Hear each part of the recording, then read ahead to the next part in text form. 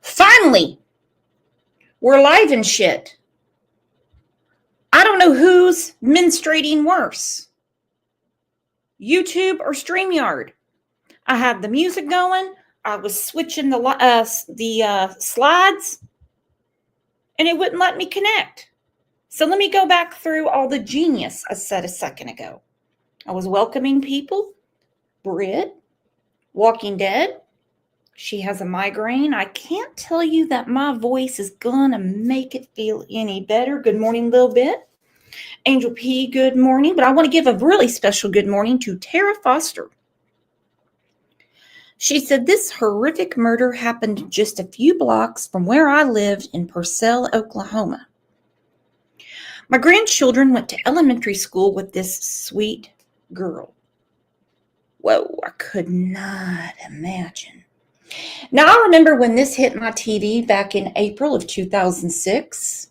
I can't say it was exactly April 12th when Jamie Bolin was murdered, but I remember hearing about it, and I thought, well, she's 10 years old. She was on her bicycle. Where the hell could she be? Well, we know now. We know now there was a monster next door. We know that now. He is sentenced for his execution tomorrow, my friends, tomorrow. Now, in McAlester, Oklahoma, raise your hand if you are from Oklahoma and you know how things get down when we got a good old execution coming. Because they're already lining up. Now, before I get too deep into it, I do want to say here is your final trigger warning. Final trigger warning. Because YouTube doesn't like the trigger warning, trigger warning, trigger warning, trigger warning. They don't like that. It flags your old friend Brooks. Look at this. Boomer Sooner, baby. I could have figured that one out. Hey, speaking of, not to get off topic, who are we playing in the bowl? I haven't heard yet. Little bit Sanoki. Shonda is, if she'd get her ass in here. Melanie. Karma's a Okie. So most of you are familiar with this case. So when she went missing, I'm like, well, what in the world? She's probably with her friends. Maybe her mom picked her up. I don't know, because she lives with her dad, Curtis. Oh, it was something nobody could ever imagine. Tara lived a couple of blocks away from where this happened. And whoa, oh, look at that, Katsanoki. She sounds just like one too. Let's take a second and go through our Wednesday routine. For one, if you would like your We Wear Pink on Wednesday's shirt, hit me up. I promise the shirt looks better than the model that's wearing it. Let's take a second and decide who can sit with us and who can't. Oh, guess what day it is? Guess what day it is? Huh? Anybody? Julie, hey, guess what day it is? Oh, come on, I know you can hear me. Mike. What day is it, Mike? Leslie, guess what today is?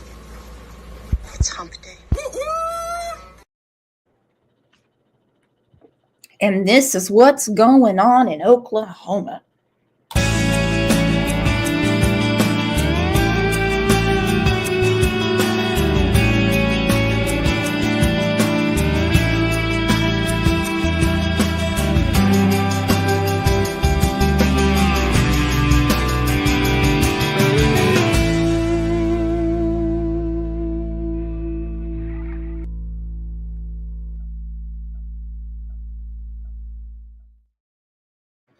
Karma said, I remember when they were going door to door looking for her. Wasn't that something to see? So I'm going to give you the short stack of what happened, and we're going to get more in depth to it. Now, I am not going to be offended if anyone says, no, can't do it, because it's a lot. Remember, he's being executed tomorrow. April 12th, 2006. Little Jamie Bolin was riding her bicycle around the apartments where she lived with her father, Curtis. Her mother, Jennifer, and Curtis are broke up. Jennifer's an over-the-road truck driver, so it makes more sense for little Jamie. Here she is. Isn't she beautiful? To live with her daddy. She was lured into the apartment of this piece of shit. Not my opinion, not alleged. He is a piece of shit. Okay?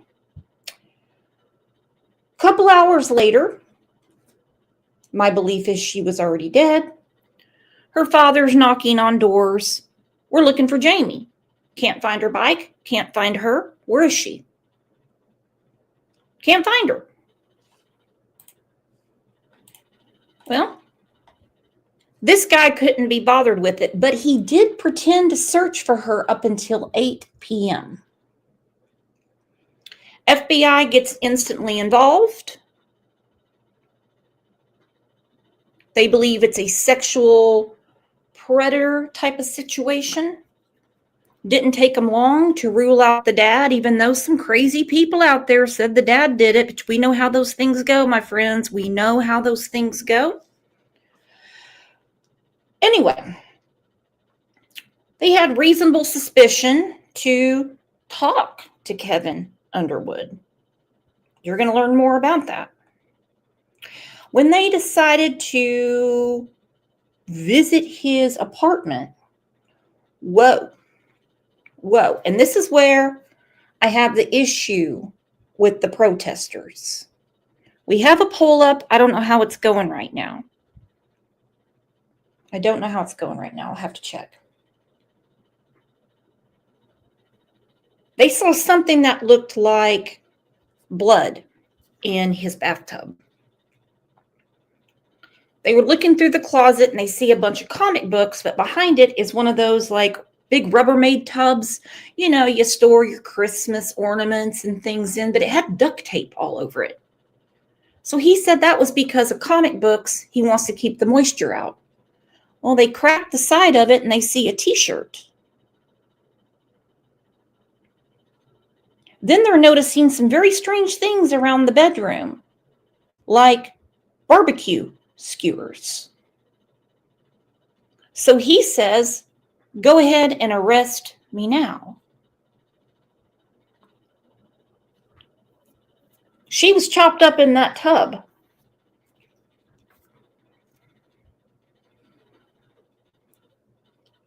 Yes, my friends, she was in that tub. When she came into his apartment, and mind you, he is known to the community. She knew him. Everyone in the apartment complex knew him. The people at his work knew him. As she was sitting in the floor watching SpongeBob SquarePants, he took a very, very, very heavy cutting board, hit her in the head, thinking it would just totally knock her out. This is part of his cannibal fantasy. Well, it didn't. She jumped up and she started screaming, I'm sorry, I'm sorry, I'm sorry. Well, he did it again. She came back to and said, I'm sorry, I'm sorry. I won't tell, let me go. Well, from there, her cause of death is asphyxiation. She did have blunt force trauma to the head. But after her death is when her hymen was broke. Okay? Now again, there are protesters lining up in McAlester, Oklahoma, that are against the death penalty.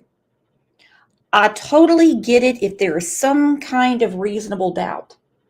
But hey, protesters, we are A-okay on this one. He did it. He confessed to it. He bragged to the FBI about it. He tried to play mental illness. He had the barbecue skewers, the blood in the bathtub, Jamie in a Rubbermaid tub, her bicycle under his bed. Yeah, they got him dead to nuts, my friends. They got him. Retro Girl said, I wouldn't be protesting death penalty for this one. No. No. And this is not a mental illness type of thing because, see, he had his eyes on a 5-year-old boy that lives in the neighborhood. His intention was to grab him and do this. He was also looking at another woman. I don't know if she's in the neighborhood or at the grocery store in Oklahoma City he was working at. I don't know.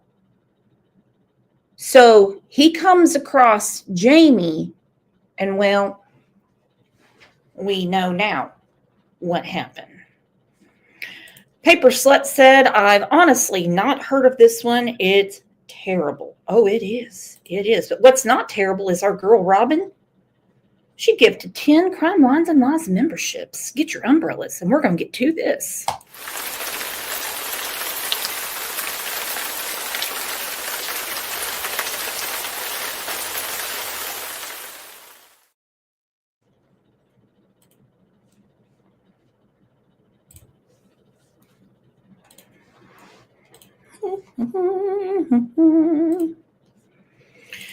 All right, this is from KOCO5 News, and I really hope that other creators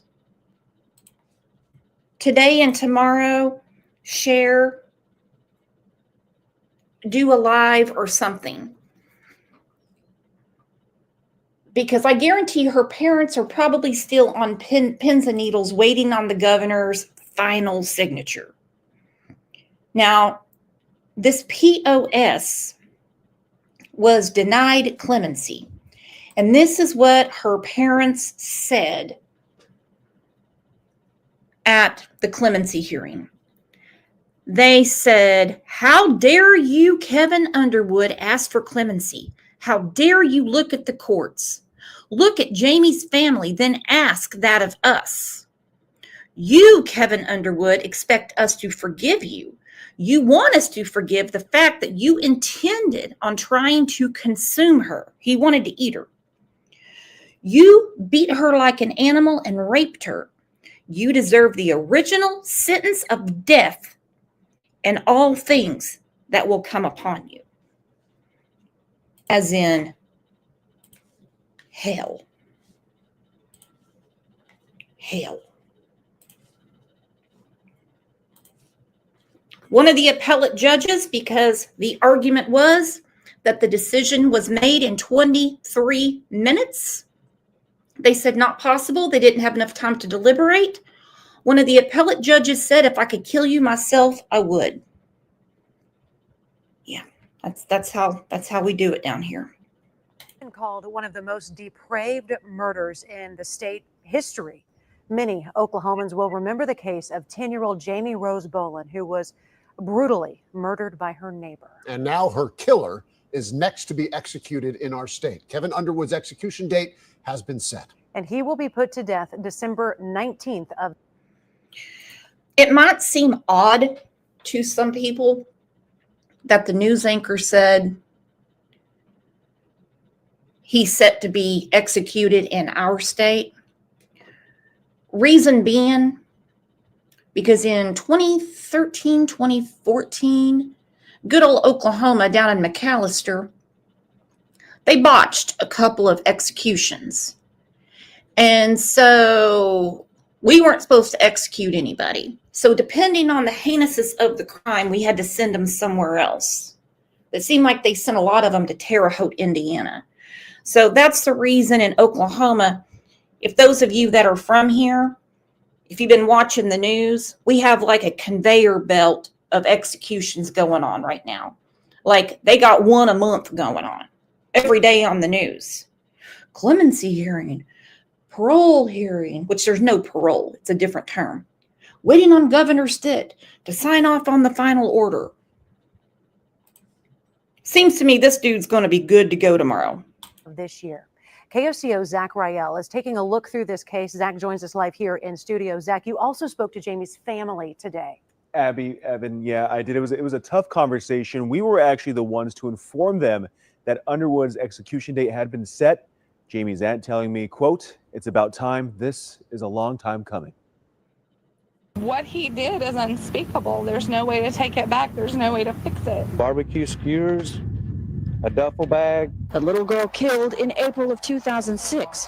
Her neighbor, Kevin Underwood, is going to trial for her murder. It's a case that shocked Oklahoma and the nation. Defense attorneys today saying they will not claim the insanity defense for Kevin Underwood. Kevin Underwood, the man sentenced to death for not only killing, but acting out his heinous fantasies of cannibalism on his 10-year-old neighbor, Jamie Rose Bolin.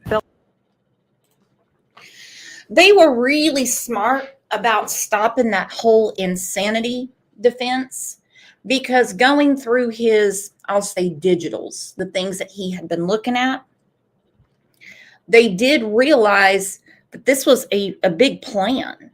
This is a big plan. And that he was looking at a woman to do this to. He had a 5-year-old boy picked out. So you can't plead insanity when you had a plan. Nikita, what up, girlfriend? She said, this case is absolutely horrendous and gruesome. Just me. Did he have priors? Nothing even close to this. No, man. Nothing against animals. I think he might have had a couple speeding tickets. Oh, no. No. And we're going to get to this, but he was very close to a woman named Melissa. And when Jamie went missing, he said several things to her that, in my opinion, she should have called OSBI. She should have called FBI. She should have called Purcell Local and said something. Because for one, he lives in the apartment complex. Two, he was saying some strange things about a case that he supposedly knew nothing about. Retro. Jeffrey Dahmer didn't have any priors either, if I remember right. Odd thing about that. Very odd. With all his digitals and everything he researched, he never looked up Dahmer. Oh no, he's sick in his own mind. This is no copycat. Nikita. Boomer sooner, baby. Girl, are you an Okie too? Felt like growing up. I felt like I was going to pass out. KOCO has covered the story from the beginning when an Amber Alert went out after Jamie went missing. Police and volunteers searching the town of Purcell and surrounding areas, desperately trying to find the little girl. A volunteer recalls knocking on Underwood's door. I said, "Have you seen Jamie?" And he said, "Yes." And I said, "Where did she go?" Because I just didn't assume it was him. And he said that she went down that breezeway, headed towards the library. But she wasn't at the library. Her body was in Underwood's apartment. It was a traffic checkpoint that Underwood admitted Jamie was his neighbor. The search ended the next day when an FBI agent went to his apartment and found a tub in a closet with duct tape and the little girl's clothing. When he opened it, he noticed the blue shirt, closed the tub, and that's when Kevin told him, quote, "Go ahead and arrest me." In tapes from his police interrogation, Underwood spoke of his innocent victim. And this is such a strange thing. In like his mind, he had some kind of kinship with that FBI agent. Because this guy was like, no, this is too close to home. It takes a good investigator. It takes someone with I'd say a sixth sense. Hell, I'll call it a seventh sense. That said, nah, something about this dude at the traffic stop kind of gave me the heebie-jeebies. So he decided he was going to go and talk to the neighbors again. Bamacat said, "Am I blocked?" No way. I see you. So when he was arrested, he would only talk to that FBI agent. Like he thought he was his bud or something. His confession was like at least an hour and a half. of him being victimized as a child, social awkwardness, all that kind of stuff. And then he gets in to what he did to Jamie. Bamacat said, okay, I see that, but two before that disappeared, huh? Yeah, there's no comments that have been deleted on our end. I do not know what is going on with YouTube. Again, I think they're on their period, because I will put stuff into chat, just something like, hey, good to see you, and they'll delete it. Don't ask me why. So no, it's definitely not on our end. This confession, which I'm not going to play the whole thing because it'll give you nightmares. If you want a copy of it, I can get it to you. Kimberly Mann, great question. Is he responsible for any other children? Heavily investigated, and the answer, thank goodness, is no.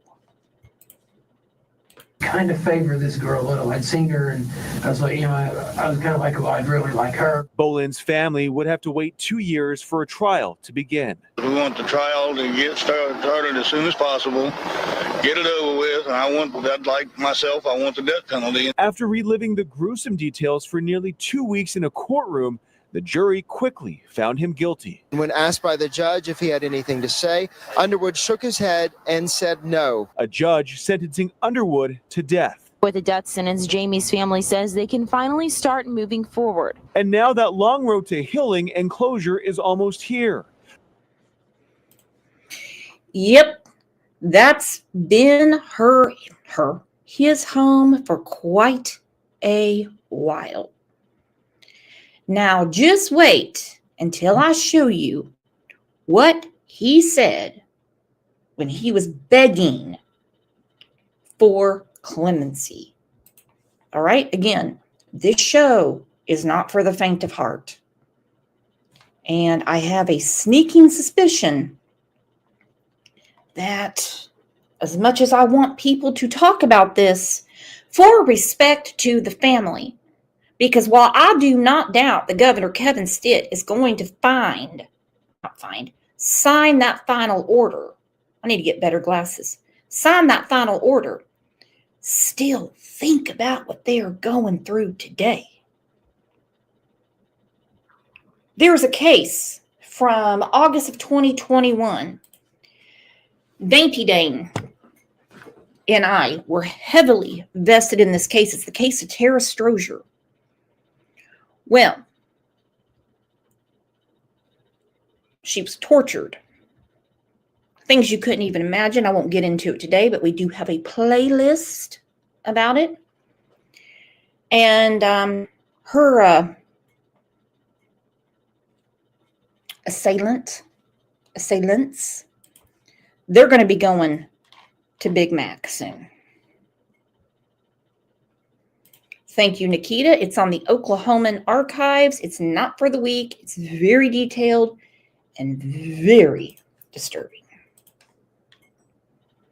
By the way, fun fact, as you drive into the penitentiary at McAllister, and no, I don't visit there. I don't have no prison pen pal. The name of the street as you go up to it is called Electric Avenue. True story. With Underwood's execution date officially set by the Oklahoma Court of Criminal Appeals for December 19th. And December 19th, his execution date, is also Underwood's birthday. He is challenging the state's method of execution. That case is... Tomorrow's his birthday! Yes! Well, you know what? You get to meet your maker on your birthday. Island Girl Diana, I have a feeling we have some new people in here. I see some names I've never seen before, like Tara, like Island Girl Diana. Welcome. She said, Kevin actually consumed Jamie, or did he just intend on consuming her? He intended to. That's why he had the barbecue skewers. But he didn't get to that because the FBI got to him first. And you're exactly right, Nikita. He lured her with that pet rat he had and cartoons. You bet. I got to hear this again. It's his damn birthday. Woo! And December 19th, his execution date, is also Underwood's birthday. He is challenging the state's method of execution. That case is currently being handled at the state Supreme Court. Zach Rael, KOCO 5 News.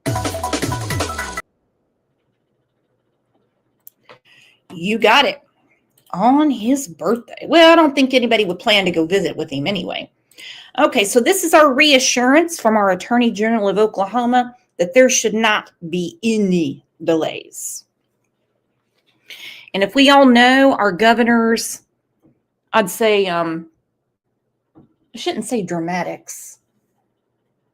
What's the word? He's going to make this dude sit and sweat. And he will sign that order right before it happens. Kimberly Mann, is it lethal injection or electric chair? Lethal injection. Scheduled for execution at the end of the month. And we're having an execution of Mr. Underwood at the end of the month. His crime is heinous. The details in Kevin Underwood's murder of 10-year-old Jamie Rose Bolin are brutal. He even acted out his fantasies of cannibalism on the girl. But the process of killing him hit a snag when the Pardon and Parole Board tried to push back his clemency hearing, scheduled for this week, because they're down 2 members. That got us down to 3 out of 5. And the Pardon and Parole elected to strike the hearing. Attorney General Gentner Drummond stepped in, filing an emergency petition to push that hearing forward. It works. Okay. I was kind of pissed that a couple of people tried to extend their damn ski trip in Colorado as opposed to showing up and doing their GD job and getting this pushed through. Has the family not waited long enough? Nikita, I'm sure the local news channels will be there and will be live. Oh, you damn right they will. And I don't know how her parents are going to do it. But what I read is they're going to watch the execution. There's her parents right there at her funeral. Could you imagine? Could you imagine? And the big day is tomorrow. Tomorrow. December 19th. It works. We need to give Mr. Underwood the benefit of the pardon and parole, not that it will change the outcome. Now it'll happen next Monday. For a case as high profile and gruesome as this one, Drummond says the family deserves to get justice as soon as possible. Any delay that we're kicking into 2025 and take this family through a holiday season when their daughter, sister, granddaughter would not be there it's a step too far. So he's making sure everything stays on track for a December 19th execution. And we will be down one less heinous individual. Colby Terrell, KOCO 5 News. Send him to hell. He hasn't had fun in jail. He didn't have fun in county. And he's got hell to look forward to. Yes, he does. Very fitting, if you ask me. Again, this is from KOCO in Oklahoma City. Her family has been enduring hell on earth. And what that little girl was put through in that apartment is unimaginable. Want to talk? Come closer to. Well, this is Jamie Rose Bolin's uncle, Mark Childs. Mark, tell me what you want to say. Well, we're just happy with the verdict. I really didn't think we'd have a problem getting the guilty verdict on this part of it. Now the hard part of the trial starts, and that's the biggest worry that we have. Why? What worry do you have? Well, we want the death penalty, and that's hard for people to decide, I mean, anybody. So I'm hoping that they do it just as fast as they did this. Why do you think it will be hard in this case to give Kevin Underwood the death penalty? I think it's hard in any case for people to decide people's lives. But I think that, I don't think it's probably not going to be hard for people in this case because it was so horrific. There was things that came out that I didn't even know in the trial. That is so insane to think about. Because we spoke about this with Sebastian Rogers yesterday. I can't remember who said it, but I said, I really hope They're not just like stringing Seth along. I hope they're telling him the truth. The truth is, no, they're not. Because no way can you hit a family member with what they know. So they're sitting in the trial and they're going, holy shit, we didn't know that. Holy shit, this is a house of horrors. Holy crap, look what she went through. That's just not something that people can digest, especially when it's your child. They'll never forget this. Again, it's been hell on earth for them. The prosecution, the defense alluded to Kevin Underwood's dark existence. They couldn't talk about it now. They're going to talk about it in the penalty phase. Do you think that will sway jurors to give him life? No, I don't. I really don't. I think that he knew everything that he was doing. I think that, I don't think it's a mental illness or anything like that. I think he was just an evil person. He is an evil person. He confessed to a coworker that normal intimacy, which, let's look at the dude, okay? I have a feeling normal intimacy was with himself, okay? I don't think he was a regular dater, all right? But he said normal intimacy didn't do anything for him anymore. You see, this friend of his, her name is Melissa. I'm not saying her last name. I think when Jamie went missing, I think she could have puzzled a few things together and called it in. I'm not blaming her because she did nothing to Jamie. But I'd have been freaked out knowing that the guy that was saying all these crazy things and talking about Jamie, I think about that with the case of Michael Vaughn. Maria O'Sullivan, she said, I think a lot of times it's a neighbor. Well, it is very highly suspected that in the case of Michael Vaughn, yeah, it was someone in the neighborhood. And enough people know them that could have said something very early on to cut to the chase. Brainworm said, so glad a date has been set. I've been waiting a long time for this. Have we not all? But it's tomorrow. Just waiting on old Governor Kevin to sign it. And we know he will. He don't have two shits to give. And that's all there is to it. He's an animal. What was your immediate reaction when you heard the verdict? Well, I was happy. I mean, that's what we wanted and that's what we got. And I'm hoping that we get the same thing in the death penalty phase of it. I really do. So, Mark, you sat through every aspect of this trial. Are you glad that you did, or is this something that's going to haunt you deeply? There was a couple of parts that I didn't sit through, that I cannot sit through.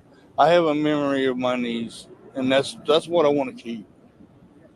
I don't want. I just don't want to hear those things and see those things. When I see her, that's what I want to remember. What's giving you the strength to get through this week, you and your family? Us. We're a tight family, and we're here for each other. And that's the way it's going to... We've always been that way. Anybody... My family has always been very tight, and anybody ever needs help, we're always there.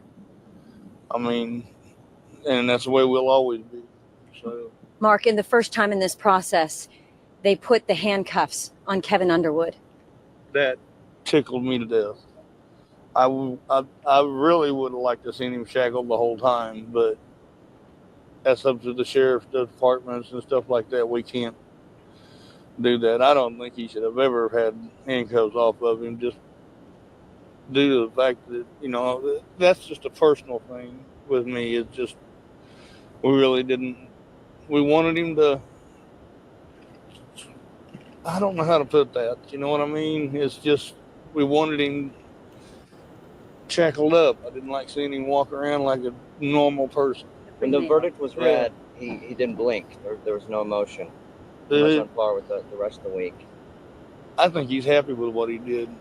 And if he ever had a chance to do it again, he would. Would you like to hear from him again? Would you like to hear from Kevin Underwood again? Would you like him to... All right. The uncle is so correct. Not that I know anything about behavioral science, but he's so correct.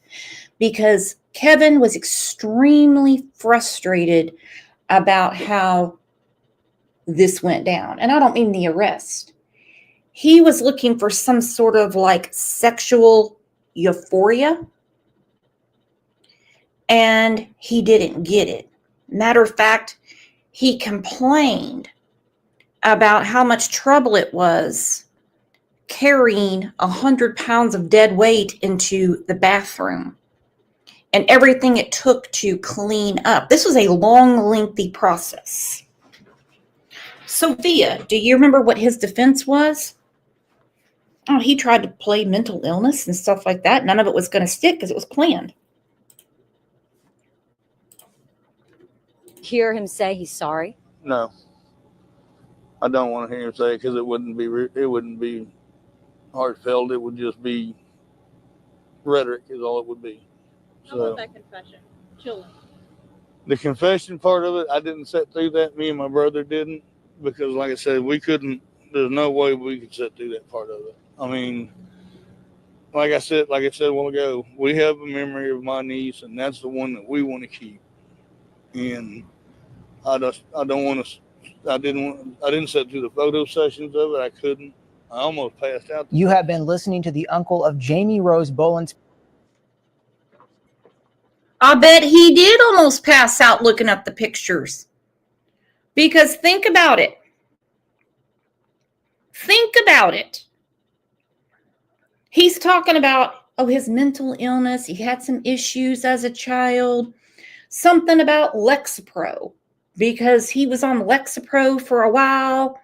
And then he suddenly went off of it. Now, hold on. Getting off Lexapro doesn't cause you to do this. Hey, there's always got to be an excuse, though, right? Always has to be an excuse. And this is what he said as he is begging for his life. Now, it's going to get worse, okay? It's going to get worse. Because you're going to hear some things it's not going to sit well with you. And that's okay. I'm not going to be offended if anyone says, this isn't for me. No thanks, Brooks. No way. I certainly will not show any pictures. I'm not going to show a picture of the saw, the dagger, any of some of the things that other people have done. I just, too much. Hell, we got Christmas a week from today. But he's pleading for his life. And that's why I love that his family said, how dare you plead for your life? Little Jamie, here she is. After he whopped her with that cutting board,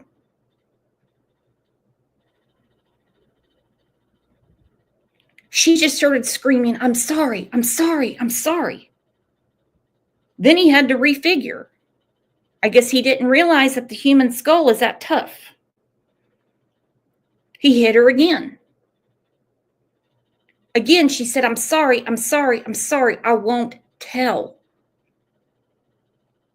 She pled for her life, and he could have opened that door and said, fine, don't tell. It had been a lot easier for him to get some sort of assault charge than what he's going through now, but he would have done it again. What do they say? A dozen in one hand and half a dozen in the other. This little girl lost her life to the monster next door. And this is what he said. He had the nerve to do this. The argument today centered around Kevin Underwood's mental health and whether or not that meant he deserves death. He even made an appearance to say he's sorry to Jamie Rose Bolin's family, but ultimately the Pardon and Parole Board sided with the jury that convicted him. Today, Mr. Underwood has presented to you a revisionist history of his past in the hopes that he will be granted mercy in the form of clemency. In 2006, Kevin Underwood brutally murdered 10-year-old Jamie Rose Bolin.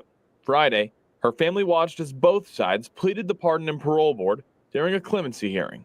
We hope you try to view Kevin holistically, including what he's been through and who he could have been had he received proper care. And while we, as an enlightened society, can give grace to those struggling with mental illness, we can still expect them to refrain from planning the murder, rape, torture, and cannibalism of 10-year-old little girls. His attorneys. Now, this is a disputed fact. The medical examiner with the hymen being torn, YouTube's going to love this. YouTube's going to love this one. They are not sure if it happened before or after her death. Now, another medical examiner, but not the medical examiner, it's another forensic expert, said it definitely happened after her death. Now, in his confession, he admitted that he was having issues with the essay because he couldn't get her in the right position. That's right, my friends. V. Oakley said, YouTube forced me into the bushes. Well, get out of the bushes, V. Oakley. We need you. He's argued Underwood has severe mental health issues and a traumatic childhood that led him to commit violence. But the state argued that those claims were false, and he had every opportunity to stop his plans. Underwood chose to make an appearance and apologize to Bolin's family. I recognize that although I do not want to die, I recognize that I deserve to for what I did. And I would like to apologize to the victim's family, to my own family, and to everyone in that room today who had to hear the horrible details of what I did. On social media, Attorney General Can you believe the nerve? We have a question from Sophia. How did the other apartments not hear her attack and unaliving with saw? Well, the saw was post-mortem, so she wasn't making any noise. As far as the attack, SpongeBob SquarePants was on at a very loud rate. And remember, this was after school when most people were at work. They've all testified. They've all been questioned. It's disgusting. Kimberly Mann, did he have any family in court on his behalf? They don't give 2 drops of piss about him, my friend. None. But this is what he had the nerve to say again. I'm going to do it without interrupting because I'm horrible about that. Underwood chose to make an appearance and apologize to Bolin's family. I recognize that although I do not want to die, I recognize that I deserve to for what I did. And I would like to apologize to the victim's family, to my own family, and to everyone in that room today who had to hear the horrible details of what I did. On social media, Attorney General Gentner Drummond expressed his pleasure in a statement that the board voted to deny clemency for this deeply evil monster.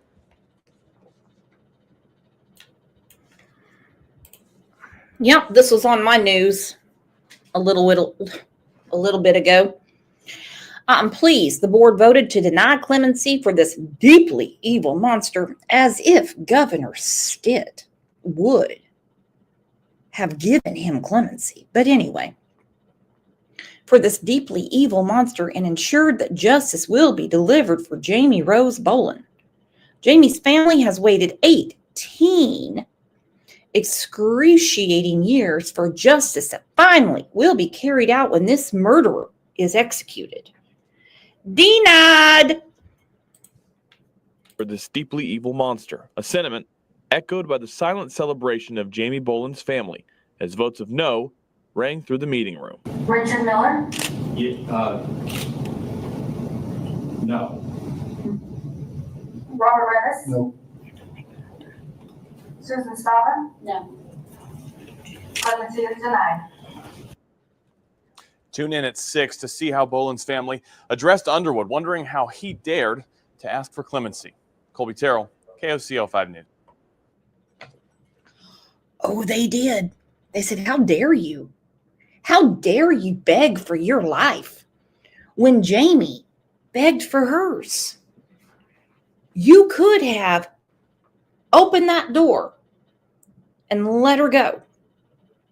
Yeah, you'd have been in trouble, dude. You'd have been in trouble.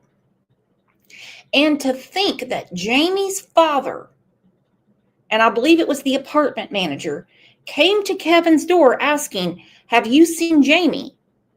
Knowing she was in his bathtub at the time. And he tells him he had to be at work the next day, and he like half-assed pretend to search until 8 o'clock. It's very, very important for authorities, not me, forget it, I'm no help, to pay attention to who is out searching when a child disappears. Now, of course, there's all kind of riffraff about why wasn't there an Amber Alert put up sooner. I'm not trying to be grim. I'm not trying to be horrible. I'm really not. If it is a custodial abduction, I'll say that. Very, very good chance you're going to find that child. Okay? Because that's parents disputing over their child. The child ran away, like the girl we talked about in Oklahoma City a few months ago.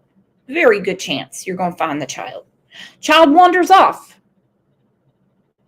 Very good chance you're going to find the child. But a case like this, by the time all hands are on deck, that child is gone. Horrible to say, but that is the truth. All right. Now we're going to get to the nitty-gritty. I love how this channel put this together. This is the Misery Machine. I will link it in our chat. Again, I see a few people have dropped out. I don't blame you. But this is where you're going to hear, and believe it or not, this is the PG-13 version. If you listen to the confession, it's the type of rating that only makes the devil smile. Okay? Her favorite color was green. Her classmates said she wasn't part of any group, but she never had anything mean to say about anyone. Jamie was in the 5th grade at Purcell Intermediate School and had met her best friend Carissa at the beginning of the school year. They were both in Girl Scouts together and were very close. Carissa said, "I feel like she's my sister. We would sit at the tables and eat breakfast together. We'd play at recess together. Jamie liked playing with dolls." And you know, they had to interview her friends at school. Because, I mean, if you want to find out what's going on, you talk to the kids. You know, Jamie was 10 years old. So other 10-year-olds, 9-year-olds, you know, maybe turning 11, they're asking, do you know any reason she would run away? Was she talking to anyone online? Because let's face it, the parents are the last to know. They don't know what their kids are doing. Thank you, Pat K. Gifting 5 Crime Lines and Lies memberships. Look at that. Look at that. Jen 405 needs to be in here because she's an Okie.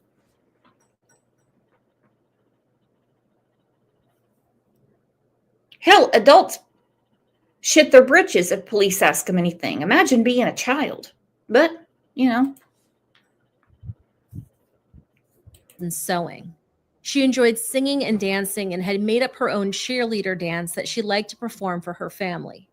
She liked being outside riding her bike and loved any opportunity to ride a four-wheeler. She loved spending time with her dad, watching movies, and beating him at checkers. Her dad said she was just starting to come into her own. She was becoming her own person. Jamie's parents raised her in the small town of Dibble, Oklahoma. She was around 2 years old. Her parents separated and eventually divorced. Her mother went back to her maiden name, Jennifer Fox, and moved to Guthrie. After the divorce, Jennifer had a couple of serious relationships and 2 more daughters. Those relationships also ended. She decided to pursue her dream job as a truck driver. She left Jamie with Curtis and her younger girls with their fathers in order to make the long trips. To fill up her days alone on the road, she began using crystal, and she struggled with substance use for several years. But she finally got clean in 2005, and she was determined to stay clean for her children. Meanwhile, Jamie and her dad stayed in Dibble for several years. In 2005, they moved to Purcell, which is another small Oklahoma town. Now, as much as I like this channel and I like their work, kind of would have left out that Jennifer got into a drug habit, because it really doesn't have anything to do at all with what happened to Jamie. You know, that's all I'm saying. I mean, the woman is going through enough. Yes, she is an over-the-road truck driver. Yes, the fathers were raising the children. So, I mean, I would have left that part out. I just would have explained the children weren't with Jennifer because she's an over-the-road truck driver. And I would have left it there. But hey, that's me. I'm not saying it's okay what she did, but she doesn't have anything to do with this. And Curtis, Jamie's father, there he is with her mother at the funeral. He's never, ever, ever going to stop beating himself up just for moving into that apartment complex alone. And that's very sad, my friends. That's very sad. They moved into an upstairs unit at the Purcell Park apartment complex on North 8th Avenue. The apartment complex, Jamie met her new neighbor, Kevin Ray Underwood, who also had bright red hair. He rented the downstairs apartment just across the breezeway and had been living there for about a year and a half when Jamie and her dad moved in. Kevin was quite shy. He spent a lot of his time at home playing with his pet rat named Freya and posting online to sites like MySpace and Blogger. He had an online blog called Strange Things Are Afoot at the Circle K. He had worked at a nearby Carl's Jr. for many years, but had recently gotten a new job at a local grocery store. One of his coworkers at the restaurant, Ricky Woods, said Kevin didn't have many friends. He said there were some people he would talk to, but 90% of us he would not. For about a year, Ricky and his 8-year-old daughter lived in the apartment above Kevin, but he said they rarely saw him except for when he was doing his laundry or getting his mail. Ricky said Kevin would go in his apartment, shut the door, and no one would see him for the rest of the day. His mother said her son was a hard worker and never got into any trouble. He once received a speeding ticket, but he had no other contact with law enforcement. She said he struggled with social anxiety and he had been on the antidepressant medication Lexapro, but at some point he decided to stop taking it. His mother said that near the end of February of 2006, he'd started taking the Lexapro again and he was trying his best to improve his life. Even though he wasn't friendly, many of his neighbors and coworkers thought he was a nice guy, just a little quiet and a bit of a loner. However, when he was online, Kevin was a different person. Now, in real life, he didn't have a girlfriend, but he had been in an online relationship with a woman named Melissa Custer for almost a decade, and he told his mother he had fallen in love with her. He arranged a trip to California to meet her, but Melissa canceled the meeting and told Kevin she just wanted to be friends. Good call, Melissa. Good call. Good call, Melissa. Let's just be friends, dude. I know we've been talking for like 10 years. But good call.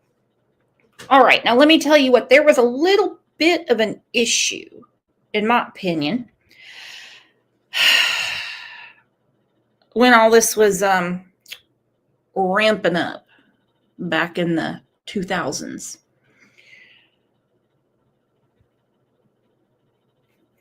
His mom was very defensive of him. I mean, very defensive. We heard things on the news like, well, he's a good boy. I'll give it to you when they're 8 or 9 years old. I'll give it to you when they're 13, 14, 15. I mean, while they're under your roof. But what he confessed to. And the forensics that were found: bike under the bed, barbecue skewers, cannibal fantasies, blood in the bathtub, Jamie cut up in the tub.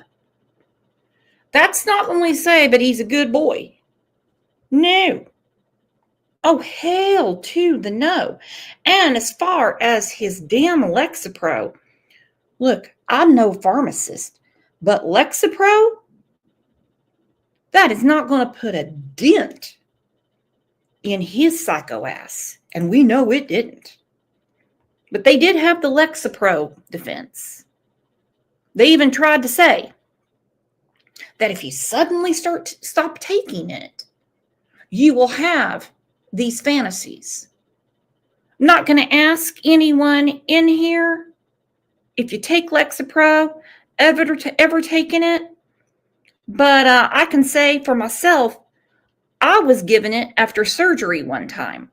And when I stopped taking it, I never thought about doing anything like this. Never crossed my mind.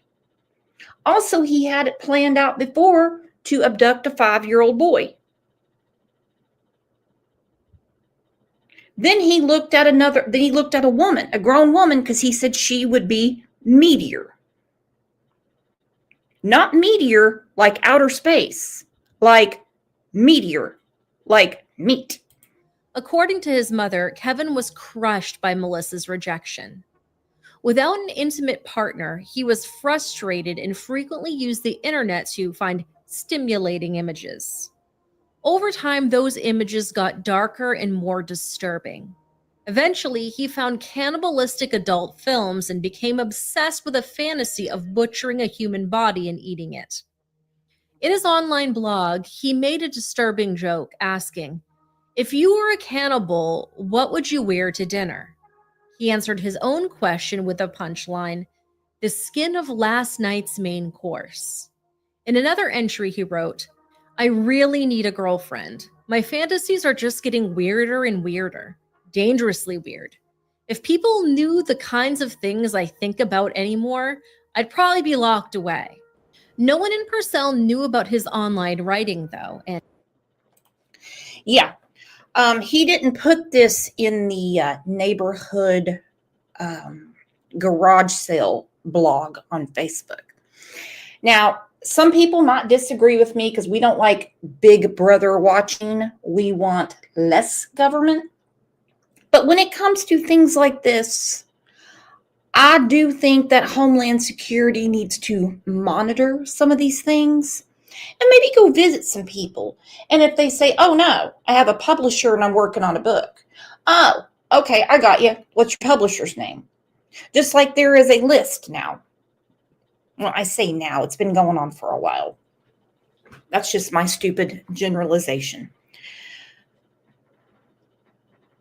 Where FBI has a list, whether it's a misdemeanor, a felony, a warning, a violation, to people that abuse animals, because they know there's a direct correlation between animal abuse and it graduates up to humans. RD, thank you for the Crime Lines and Laws memberships. Maria O'Sullivan, where was this written? Reddit? Nope.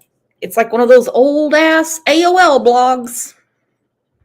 But I do think there needs to be something to monitor this stuff. Someone pay a visit. There's really not much you can do, so I can't say that I have the answer, but it might scare enough shit out of them that these crazy fantasies get out of their head. And most people didn't think he seemed dangerous. Still, a couple of his neighbors noticed odd behavior from him. The manager of the apartment complex named Tim Bayer said he sometimes noticed Kevin standing outside and watching the neighborhood children play.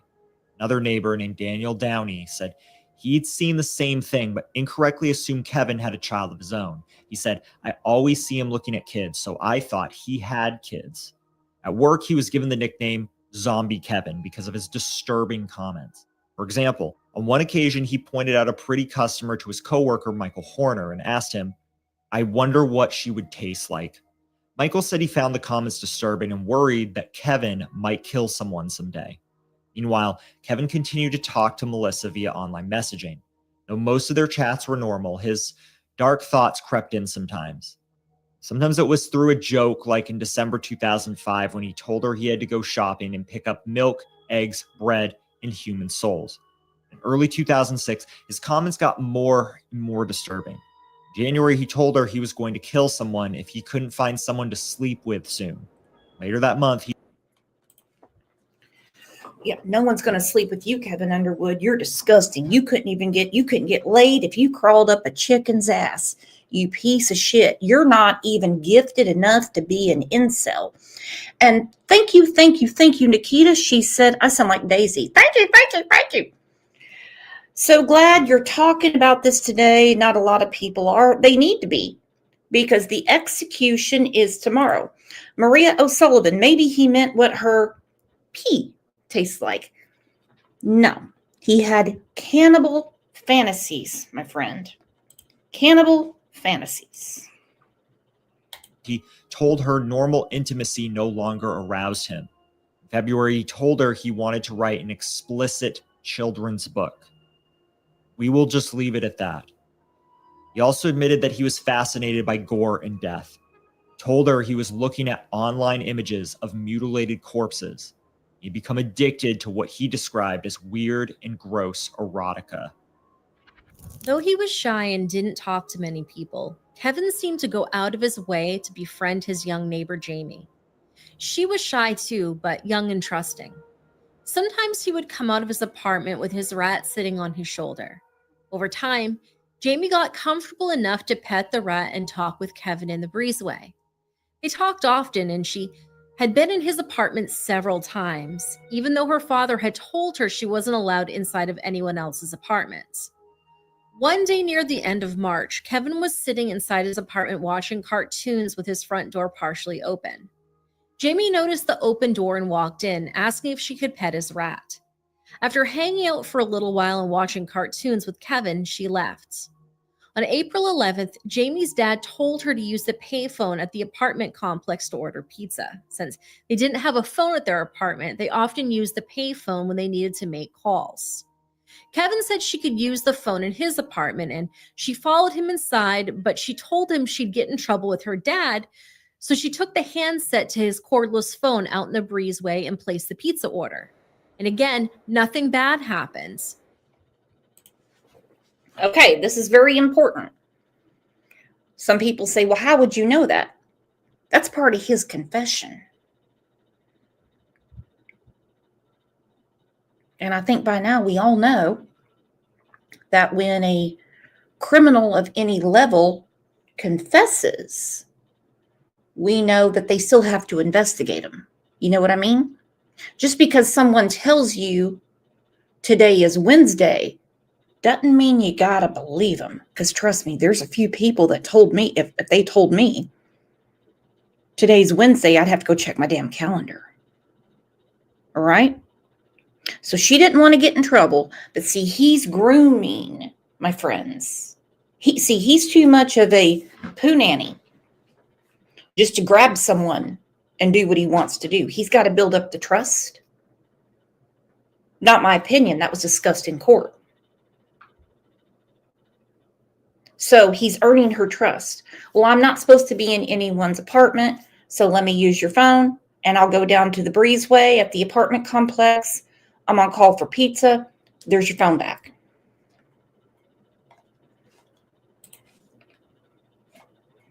And I mean, the family insisted on seeing her body, and they said by no way, shape, or form will we let you see her.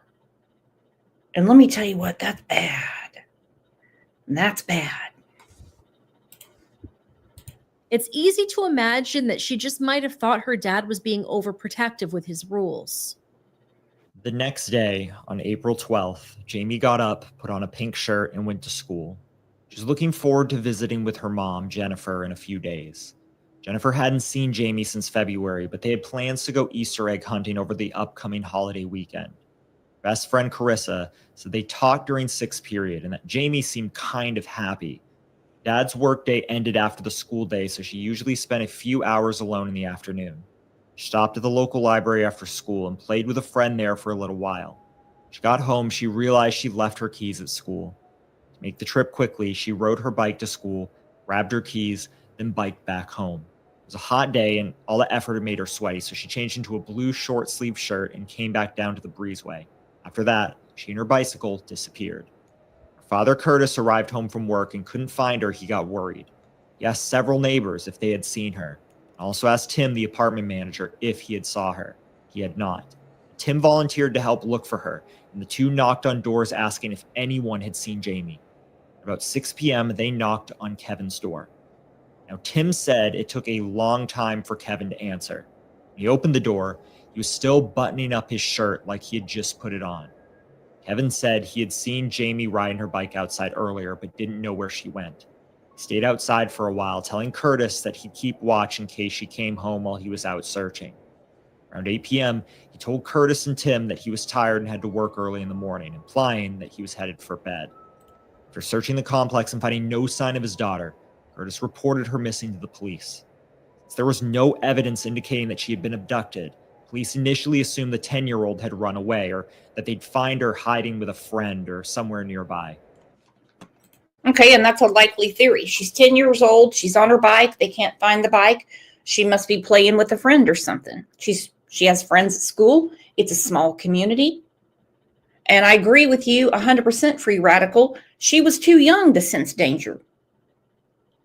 She was way too young to sense any kind of danger. Bonafide said, can you imagine the children's book rated R? They discussed that in court. It was full of necrophilia, cannibalism, essay on different areas of the body. Imagine being the person that rented his apartment. That apartment complex is still there. I cannot believe that the city of Purcell, well, I should say town. It's a town. It's small. But if you blink, you miss it. I can't believe that they didn't bulldoze it. Not the whole town, the apartment complex.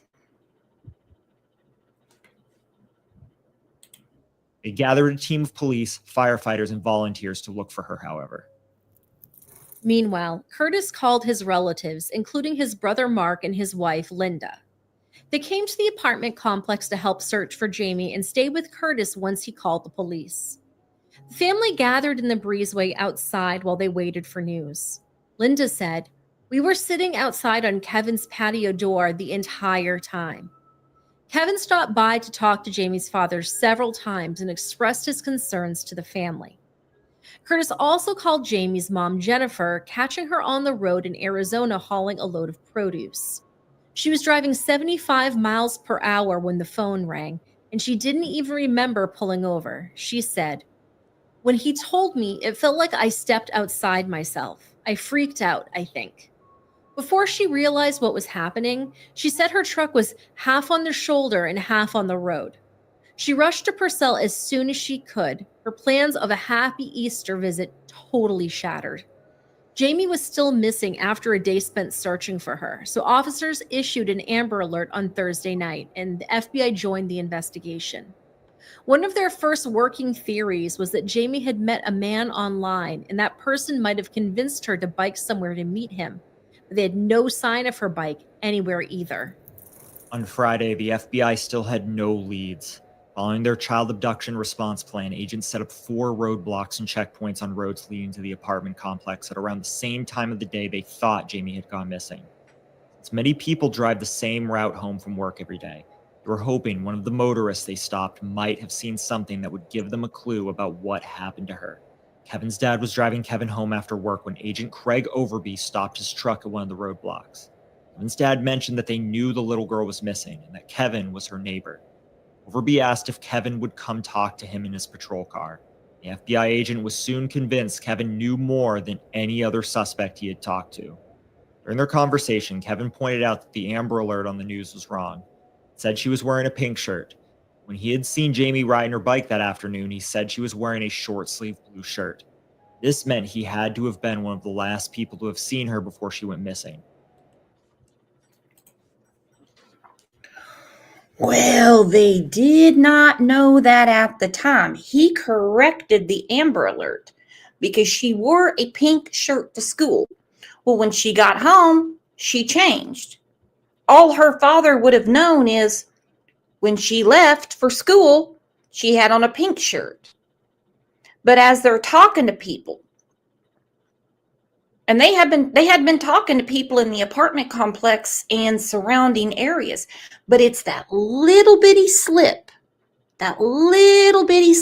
something as simple as what she was wearing, which in my opinion is huge. That's why I get so pissed in these cases when we don't have a current picture. They don't know what the hell the child had on. That is what got them going. Because they know now that when she got home, she changed clothes. Now, of course, Curtis, her father, is not going to come home and go through the laundry. He's looking for his daughter. He's not an investigator. He's not going to say, let's see. She had a pink shirt on this morning. Let me make sure she didn't change clothes. See, that is the problem with, well, idiots. Okay? Idiots. When they say, well, how did her dad not know what she had on? How did her dad not know? Her dad had to have done it. Look, no way. No. Free radical. Said Kevin's interview with the cops is so infuriating. He's so arrogant and acts like Jamie was totally disposable and of no value.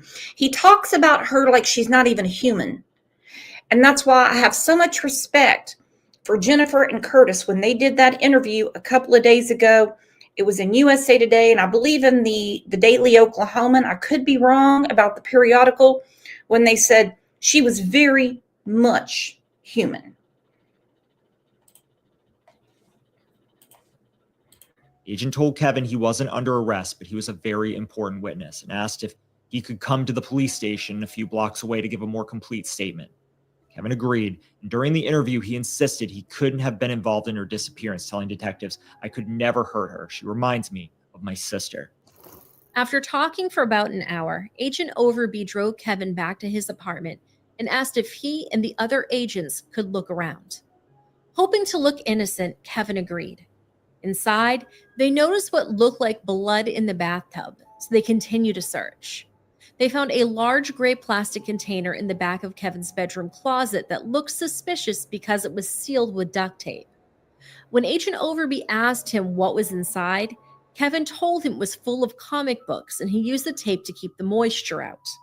The agent pulled up a corner of the tape and opened the container enough to see a blue shirt like the one Jamie had been wearing when she went missing.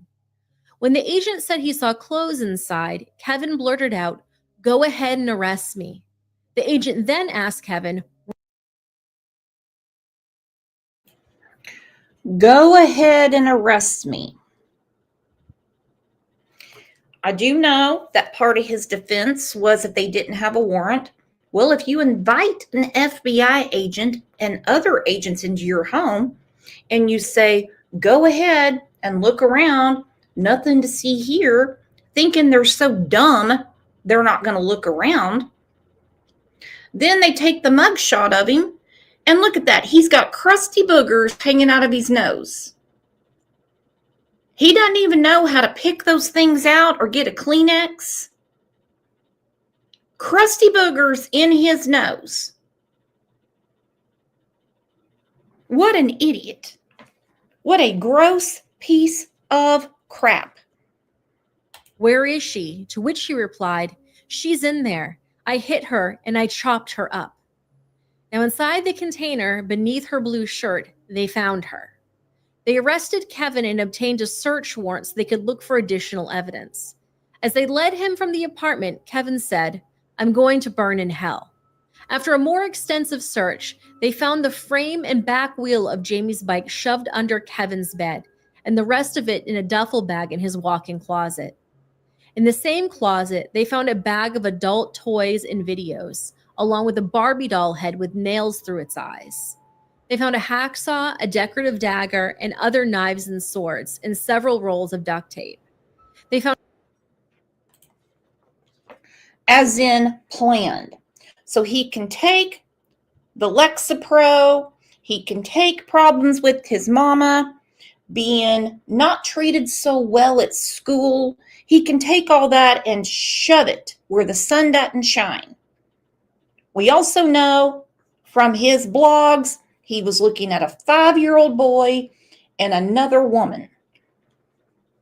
Jamie was the most convenient and the easiest to gain trust. This was planned, and that's the reason the insanity defense didn't work. That wasn't up to the jury.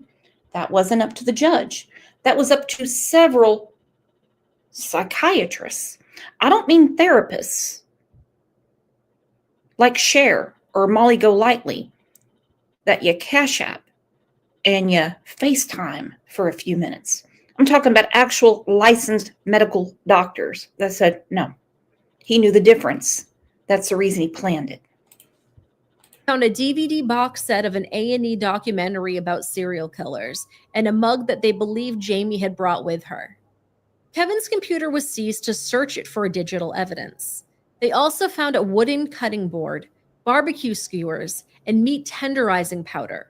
But those items wouldn't make sense until agents talked to Kevin some more. After his arrest, Kevin asked to talk to Agent Overby again, and after making sure that Kevin properly waived his Miranda rights, the agent spoke to Kevin for several hours, during which he made a full and very disturbing confession. Kevin told agents that he had been planning to kidnap someone for a couple of months. He'd been interested in and fantasizing about cannibalism for at least a year.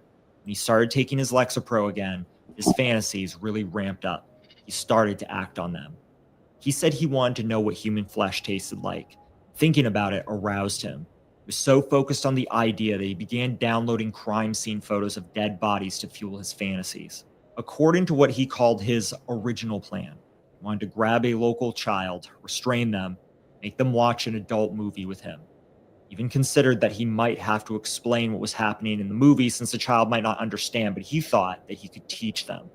After the movie, he planned to essay, torture, murder, sleep next to the dead victim, and then finally eat them, leaving only bones to dispose of. In preparation, sometime in March, he purchased the hacksaw, meat tenderizing powder, and the barbecue skewers.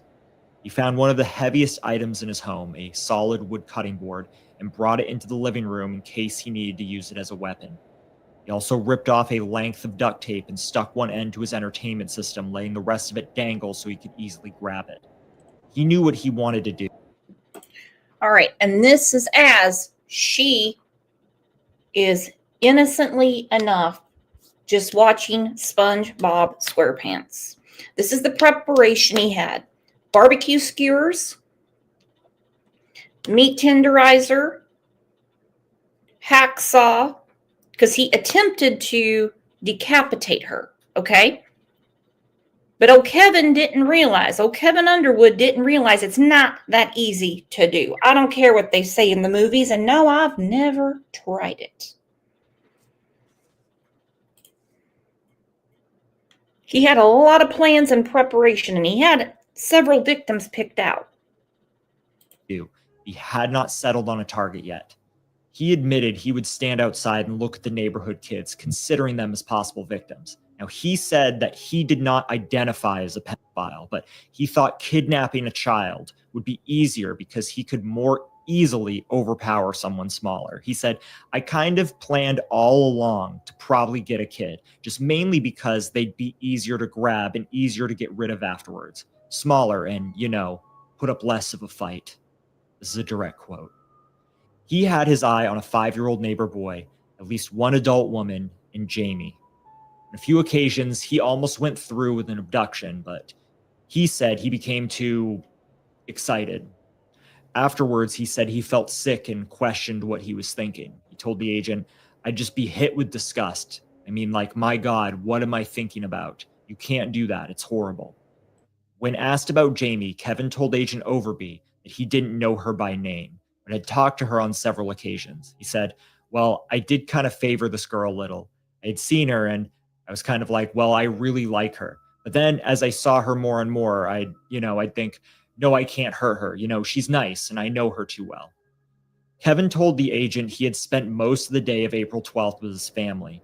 He had taken his laundry over to his parents' house and his mom washed his clothes while he ran some errands. I hate to say it, but that is part of the problem. He took his laundry to his parents' house. He already had it in his mind that Jamie is too nice. But in the days leading up, he wouldn't refer to her as Jamie. He referred to her as Thing.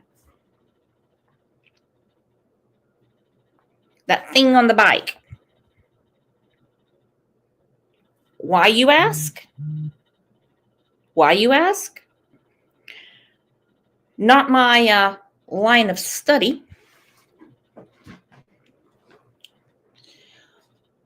Because FBI behavioral science said it's dehumanizing and it separates him from her being a real person. So his mom's washing his clothes. His mom would fix him all these dinners and stuff and have them all lined up for him, and he'd take them back home so that way, little Kev could have his belly full.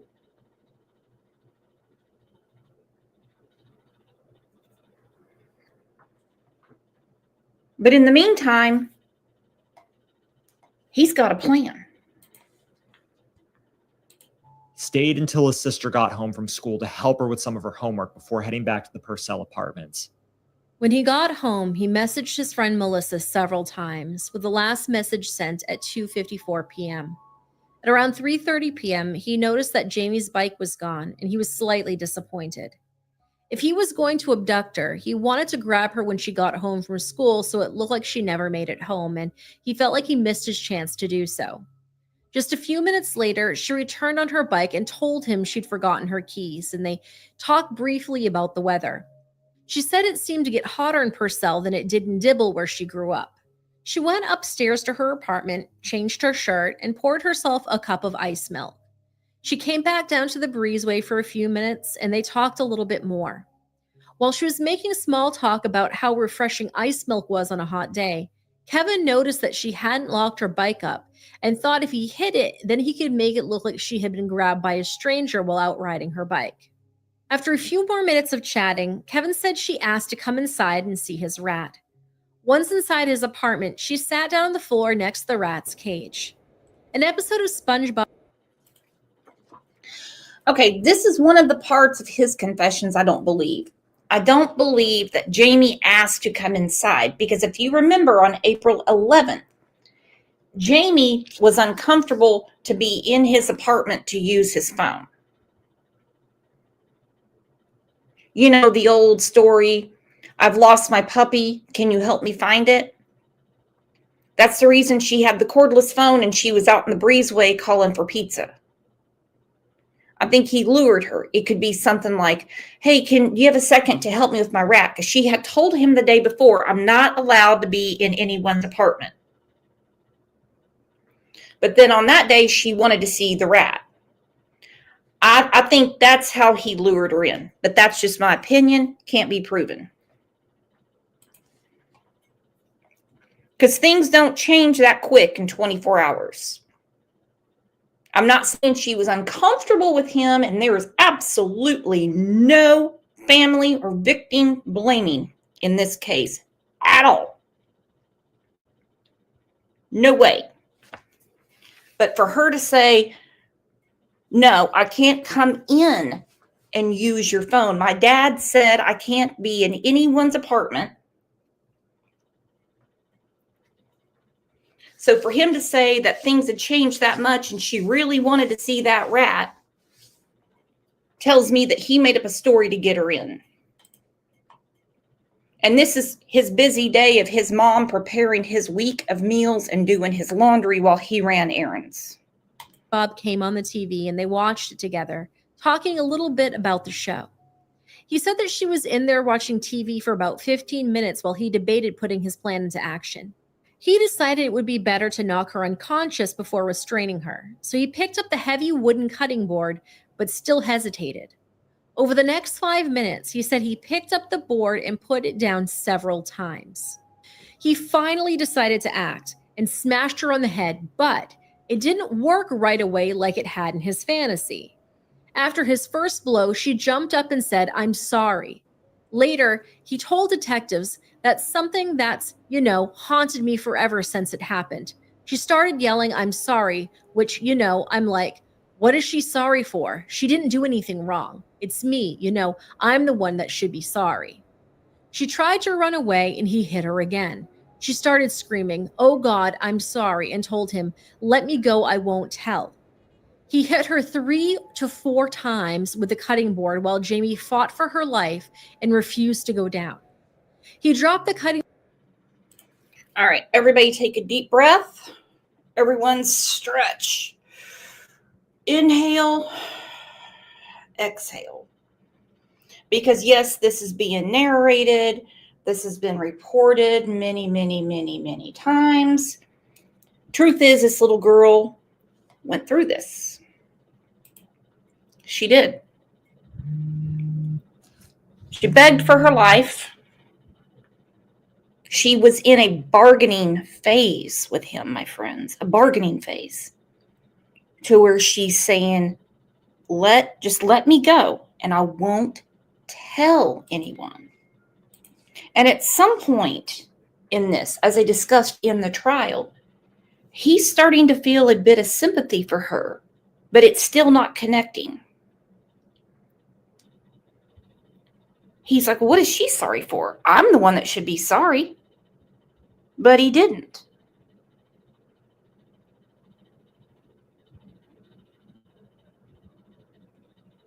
Now, I hate to put this vision in your head, but she fought back. Yes, she did. At some point, even at 10 years old, she understood what was going on, and she fought back. Yet, he had the nerve to ask for mercy for him.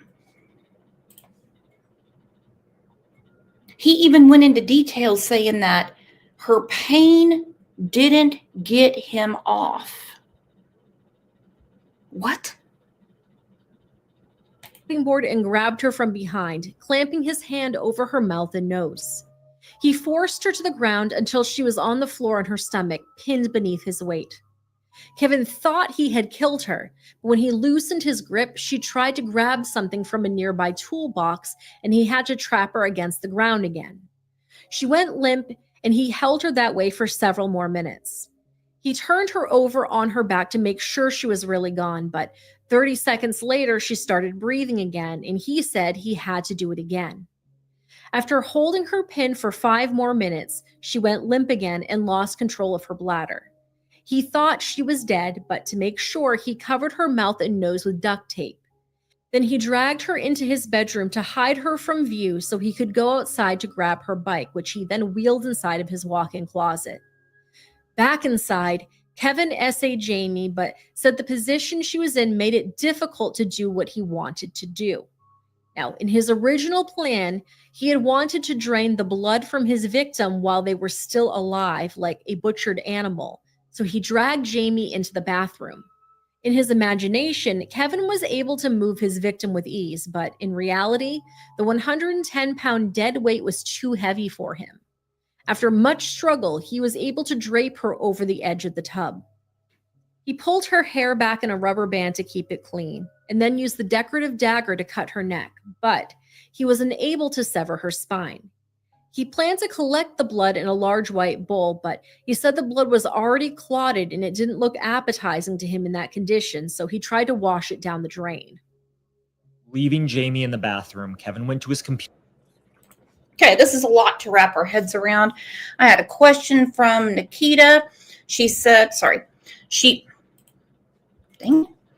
fought back, she begged and kept going. The case has always bothered me. Has anyone ever heard of Loria? It's actually Laura Bible. It's just spelled that way in Ashley Freeman. Yeah, they're actually, well, one is a family member of mine. And I think about a year ago, Lorene Bible was on the show. It's on my channel. If you want, I can send it to you. Now then, with all this going on, do you blame the jury for coming back in 23 friggin' minutes? All they did was walk in and start filling out the jury form. That's it. That's all they were like, no, I made up my mind. I got it. I got it. But for him to talk about the blood, how it coagulated and it wasn't appetizing to him, that in itself would be enough for me to be like, I don't need to hear any more. I know it's the law. I understand it is part of the system. But I'm ready to get this show on the road. Thank you, Seth, for the super sticker. I certainly needed that. Thank you so much. You have no idea how much that helps. So in his Lexapro insane mind, according to him, I'm not picking on Lexapro or insanity for that,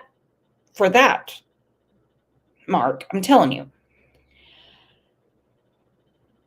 He had the wherewithal to understand that as her blood was coagulating, that it could stop up other pipes. So he had to get cleaning agents to thin it out. Computer to message his friend Melissa at 4:08 p.m. Didn't tell her what he had done, but she said that he seemed significantly happier than he had been in a long time during their conversation. He also deleted the adult images in his collection of crime scene photos from the computer in case the police searched it. A little before 5 p.m., he saw Jamie's dad, Curtis, arrive home from work. Kevin watched as Curtis walked around looking for Jamie.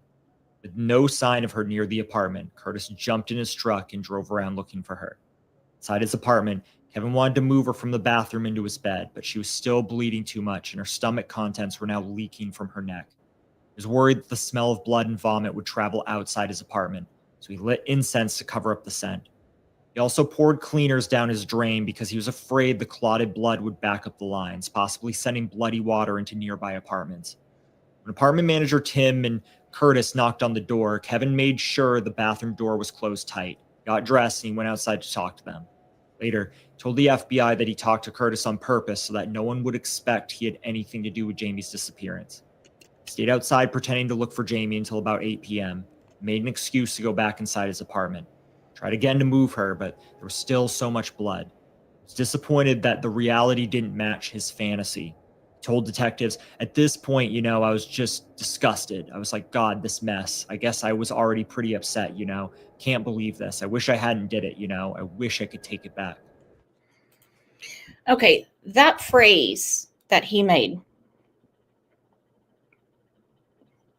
This is what really upsets me about some people. Not you guys, but some people that follow true crime. And I'm not going to bring up any cases. I'm damn sure not bringing up people. Humans are messy. Okay? Humans are messy. And I wouldn't even know where to begin to clean up a crime scene. It takes me 3 days to clean up after damn Christmas. His reaction was not to the carnage that had been done to Jamie, but he goes, oh my, this mess. How will I clean it up? I wish I could take it back.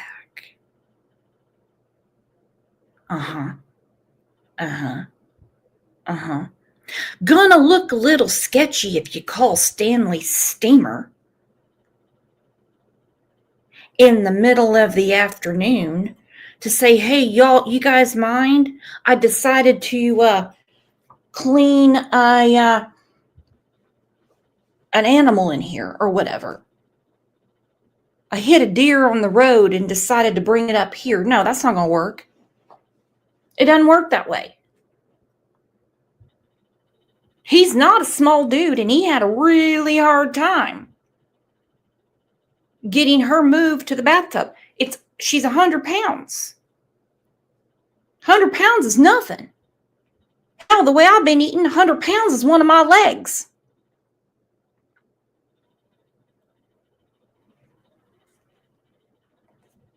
He even spoke about the essay and how he had issues with it because he couldn't get her in the right position for his pleasure. But he said, I believe this wouldn't happen because of the cleanup. He laid her on a tarp, wrapped her up in it, and covered the bundle with large black trash bags. He then put her in the large gray tub, along with her clothes and a towel to soak up the blood. He taped the container closed and shoved it in his closet. He also took apart her bike and hid the pieces under his bed in a large duffel bag. The next day, he messaged me. Okay, I'm sorry I keep interrupting, but YouTube, we've got to put our commentary in, and you guys are perfect at it. This is where the insanity plea went boop, like a frisbee out the window. Boop, frisbee out the window. Because he had it so planned. Duct tape, tub, tarp, cleaning supplies. He had it all. This is not a cleanly person. This is not a dude that needs a tarp. This is a dude whose mama does his laundry and pre-packages meals for him. He also took her bike apart so he could put it under his bed. So he's not insane.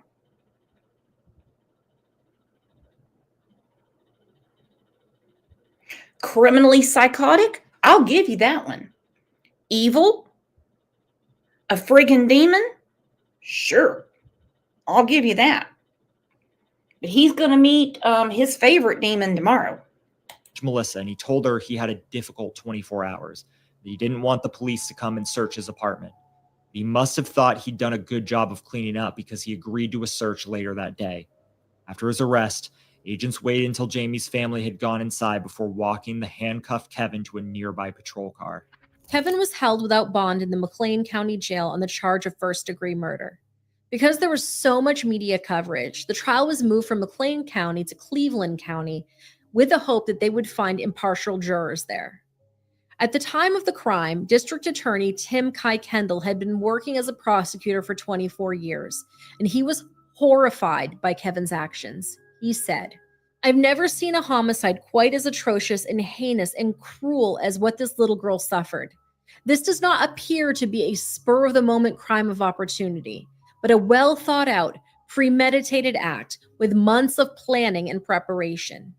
He thought Kevin should get the death penalty and was determined to take him to trial.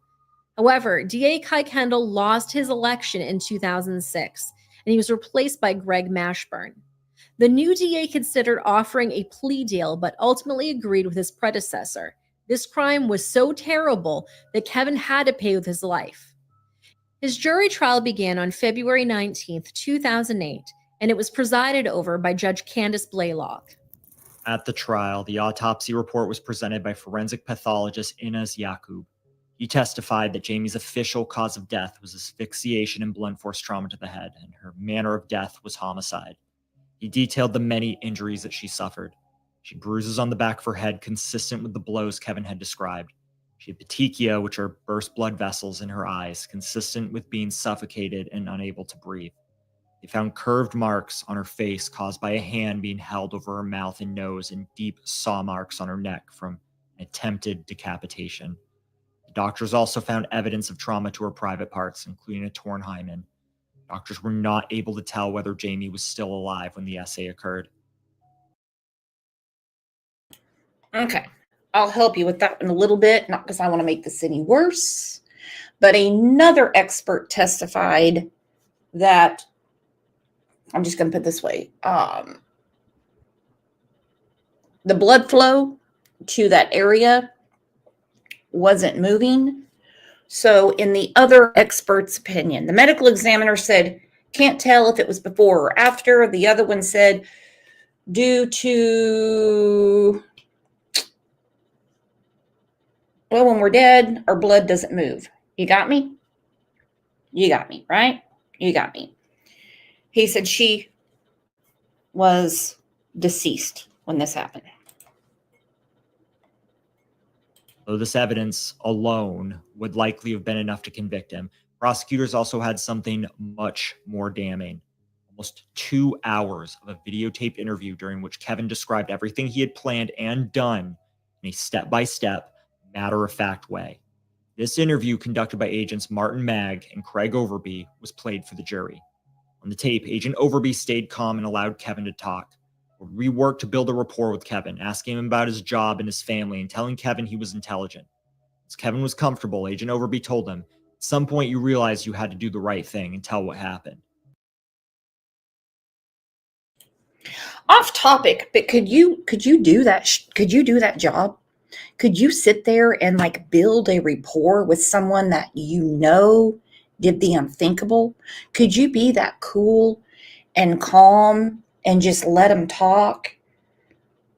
I couldn't. I'd be like the judge from the appellate court that upheld the DP and said, if I could do it, I'd kill you myself. Maria said, people like him should never get a plea deal. What's wrong with the prosecutor? Well, the prosecutor wanted to spare the family the trial and seeing what was in his folder, things that no family should ever think of. So he was just going to give him life without.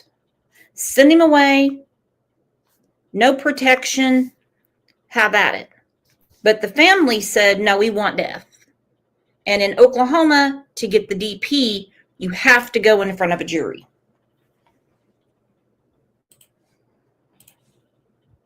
But that's what that was about. At first, Kevin seemed hesitant and had to be prompted with questions. Once he started talking about his plan, he seemed eager to talk, and even seemed excited at times. He told the agents about his addiction to adult films and images and explained how his desires had gotten so morbid. He said he had spent the last 12 to 13 years surfing the internet for bizarre adult material. He said, there's a lot of weird stuff on the internet.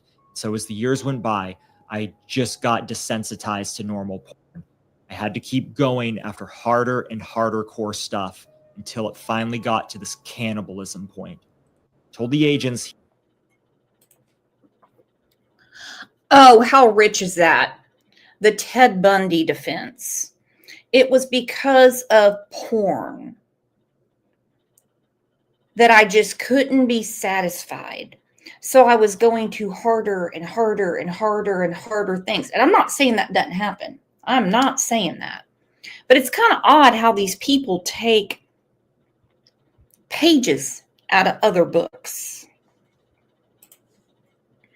He had spent months forming a plan to kidnap someone from the neighborhood, most likely a child. He said, while they were still alive and gagged, I was going to drape them over the bathtub and cut off their head, and then hang them and let the body all drain out. I was going to keep the body around for a couple of days. I was going to set the head on my desk so it could watch me and keep the corpse in my bed, sleeping with it, having sex with it for a day or two. And then I was going to start butchering them and cooking them. He told the agents what he bought as part of the plan and sometimes even remembered where he bought it. He got the plastic tarp in large container at Walmart. He planned to use the tarp to cover the couch while he essayed his victim and cover his bed while he slept with them at night. He bought a hacksaw to cut open the head because he wanted to eat the brain. He bought barbecue skewers because he wanted to stick them through the cheeks and eyes of his victim. He even told them where to find the Barbie doll head he'd practiced that technique on. He bought the meat tenderizer powder so he could eat every part of the body, including the organs. Kevin didn't seem ashamed of his actions, but he knew his mother and sister would be devastated when they found out what he did. He knew what he had done was wrong, but he also blamed Jamie for becoming his victim. He said, she was a very trusting kid that if it hadn't been me, it could have ended up being someone else because, like I said, she just kind of wandered into my apartment. I didn't, force her in there or even ask her in. At the end of the video, he threw it violently into the room's trash can, which could have been a sign of remorse or a sign of fear because he had gotten caught and was going to jail. Following the video testimony, the defense rested without calling any witnesses. After hearing Kevin say, I know what I did was wrong and I know I deserve to be punished for it, There wasn't much for his lawyers to say. They didn't even try to prove he was innocent. Their only argument was he should be given life without the possibility of parole because he had mental illness and other mitigating circumstances. On February 28, 2008, the jury took only 23 minutes to convict Kevin of first-degree murder. And on March 7th, the same... Okay, that was a big one. That was one of the appeals. They said, now hold on. They didn't even consider anything else. In 23 minutes, they even said that the jury was probably talking outside of court. Now listen, I hate to even say this to you all because it's horrible to say. What we're hearing on this show today with 185 in right now, and I don't blame anybody for jumping out. This is the tip of the iceberg. What went on in that apartment and what this man had been planning for months and months and months, there's way more to it than what we know. Even what was presented in trial. Okay? If you were on that jury, would it take you too long to deliberate? But that's what the appellate court had to hear.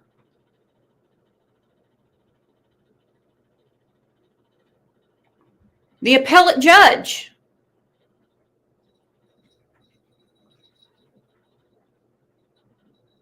upheld their decision, upheld the DP, and said, if I could kill you myself, I would, but it's illegal. Same jury sentenced him to death by lethal injection. Kevin showed no emotion when he found out he'd be put to death. Prosecutor Greg Mashburn called the trial a particularly troubling case to sit through. We would agree. After the conviction, he was glad he no longer needed to keep the evidence in his office and instead could put the crime scene photos, sex toys, and weapons into storage. He said, I don't have to stare at that disgusting stuff that jurors had to look at anymore. His family was relieved, but also prepared for the long appeals process that usually occurs in a death penalty case. Her Aunt Linda said, we know that's going to happen. This does create a lot of closure for us, that we don't have to come back for trial and don't have to sit in the courtroom with him. July of 2016, Kevin appealed the death penalty. This appeal, he had a new reason. Since his trial, he had been diagnosed with autism spectrum disorder and several other mental illnesses, but his appeal was rejected.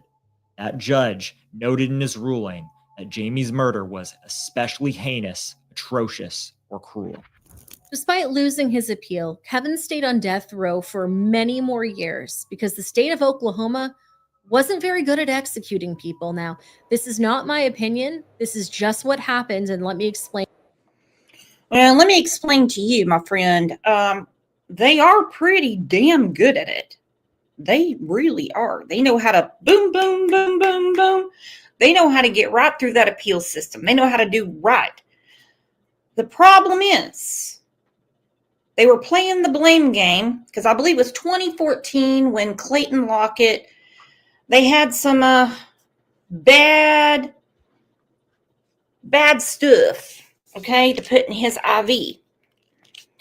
And, well, it about knocked him into another planet, brought him back down for them to put it back in there again. State of Oklahoma said that they got the drugs, the bad juice, from Texas. Texas made it sound like they went to a garage sale in Germany. I can't make sense of it. But anyway, Oklahoma couldn't execute anybody for a while. All right, so yeah, oh boy, he should have been hooked up a long time ago. But yeah, they screwed a couple up. That is for sure. Explain to you why. Now, in 2014, after Kevin was found guilty, but before his appeal process was done, the execution of another convicted murderer in Oklahoma went horribly wrong. Clayton Lockett, who had shot a 19-year-old woman and buried her alive, was given an untested combination of drugs for his lethal injection. Though he was supposed to be unconscious and paralyzed during the procedure, the drugs didn't work. He moaned, moved around, and tried to get up. happen, he had to be held down on the table. When the doctor tried to place another line to give him more lethal drugs, he accidentally hit an artery and the blood sprayed all over the execution room. The execution was stopped, but Clayton died 43 minutes later. Then in 2015, Oklahoma had... True story. That shit happened. True story. It did. Here, I'll show you guys real quick. I don't want to bore you, but this might give you just a little bit of insight.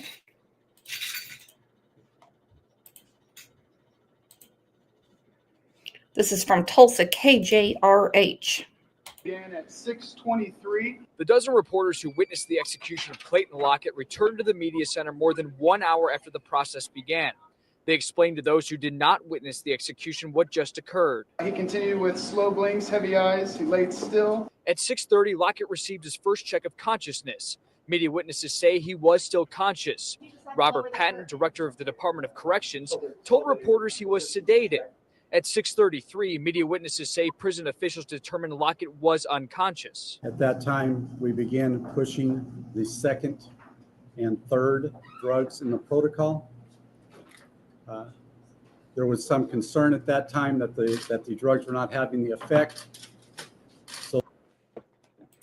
Oh yeah, good old Oklahoma. Try again. They're like, we thought he was sedated. He kept coming back, so we just kept using the same shit that didn't work. Yeah. The doctor observed the line and determined that the line had blown. That line, according to prison officials, was Lockett's vein. At 6:37, he mumbles, something's wrong, as he lifts his head and shoulders off the gurney. Prison officials drew the blinds in the execution chamber at 6:39. Patton made the call to stop the execution. After conferring with the warden and unknown how much drugs had went into him, it was my decision at that time to stop the execution. Patton then called the governor's and attorney general's offices to tell them he stopped the execution. He requested a 14-day stay of execution for Charles Warner, who was scheduled to die at 8 o'clock tonight.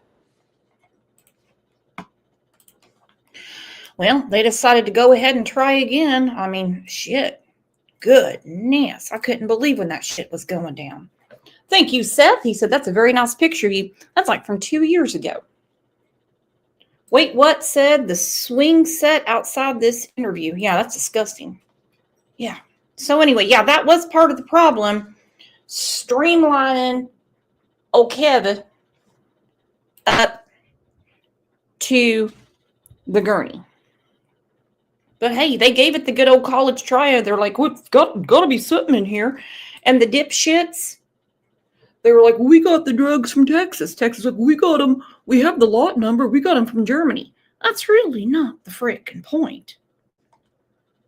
I mean, your own prisoner who's being executed is telling you something's wrong.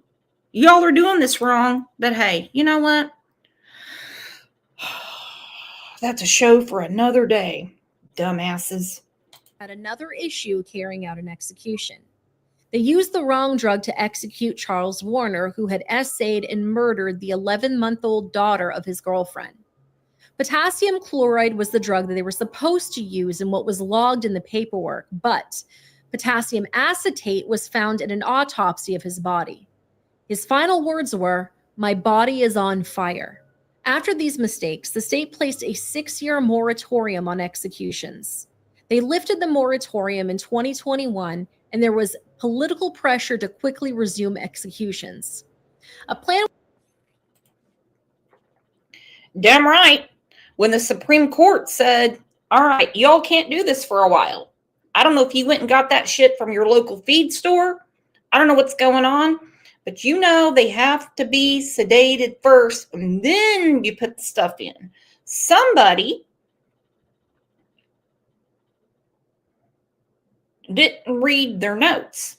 Now, I used to work with a guy named Steven over in Tulsa. And before we had lethal injection, we had the electric chair. That's the reason why it's called Electric Avenue as you go up to the penitentiary. And he told all kinds of crazy stories. His brother-in-law, who he doesn't like, he can't stand his brother-in-law.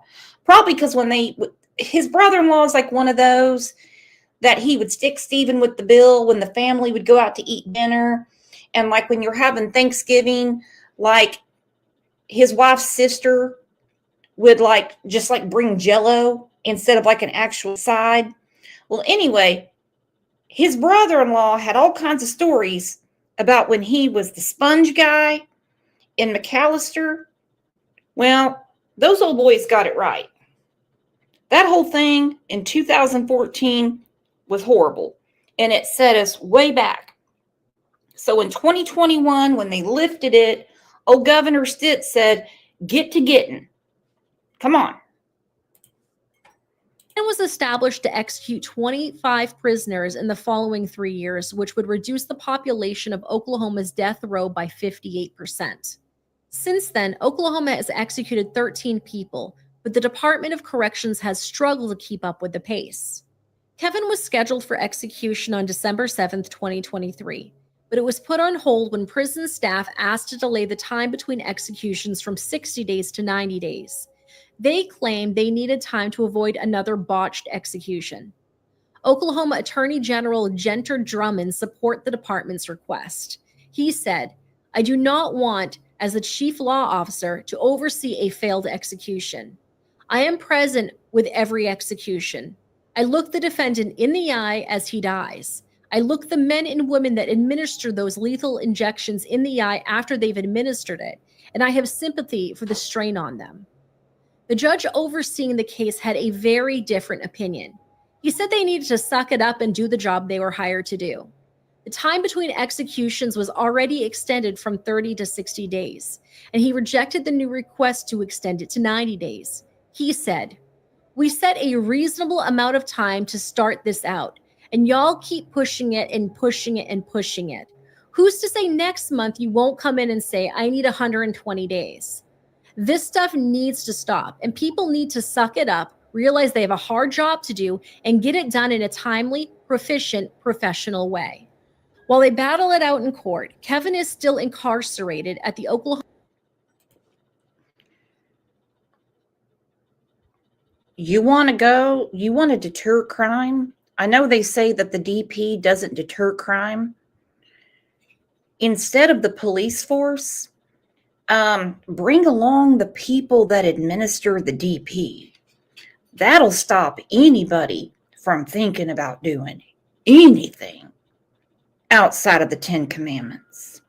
Let me tell you, I don't know where they find these Neanderthals.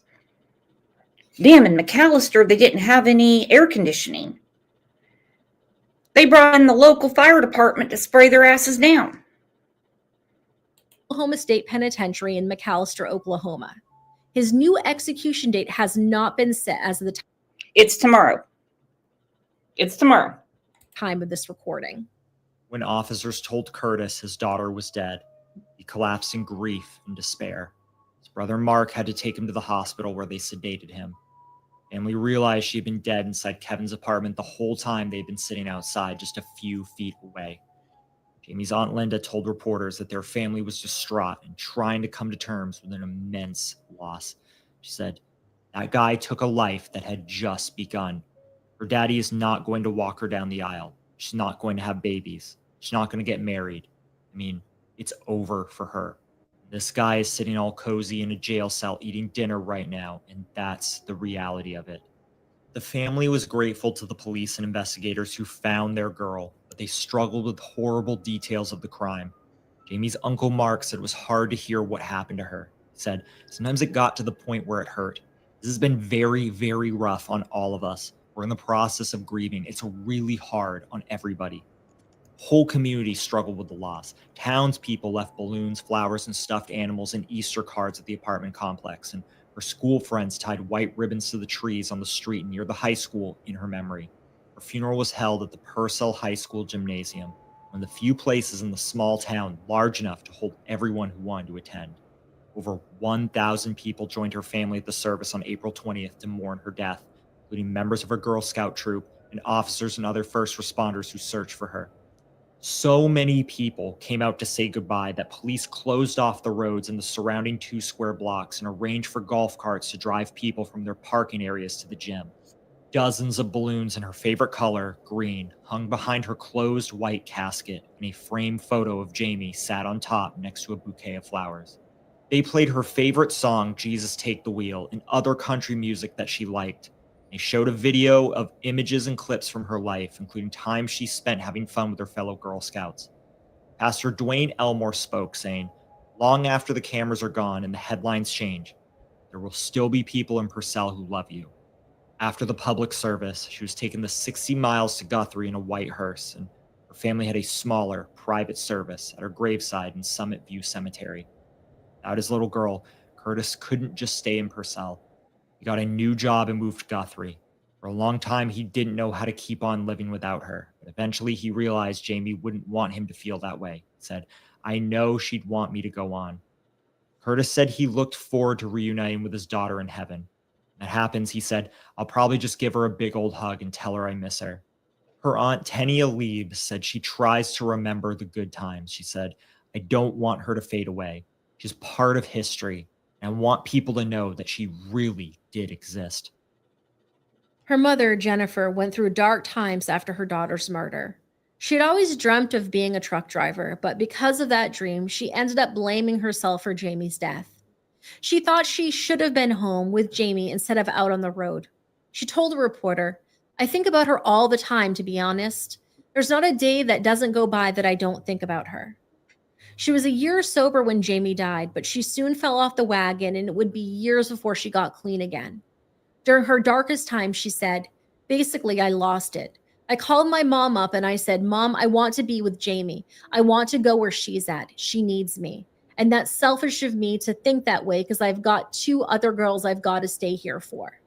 As the years passed, Jamie's mom posted messages on her memorial page as a way to talk to her after she was gone. Jennifer took comfort in thinking about Jamie surrounded by other relatives that had passed and imagined her little girl all grown up. In February of 2014, she posted the following message: "To my sweet Jamie, I love and miss you so very much. With every angel date, birthday, and holiday that passes, I go see you. When a breeze blows through my hair, I say, 'Hello, Coppertop. I miss you so very much.' I catch myself imagining what you would be like and look like now. I know you would be a gorgeous, loving, charismatic young lady." In May of 2020, she posted, "Hey, Coppertop, been thinking about you so much lately. Grandma Rose, Aunt Chris, and Gigi are there with you now. I know you are all happy. Just know we miss you all and love you very much. Love always, Mommy." That was the last message Jennifer left for her daughter. On October 11th, 2023, Jennifer passed away. She was buried at Summit View Cemetery in Guthrie next to her baby girl.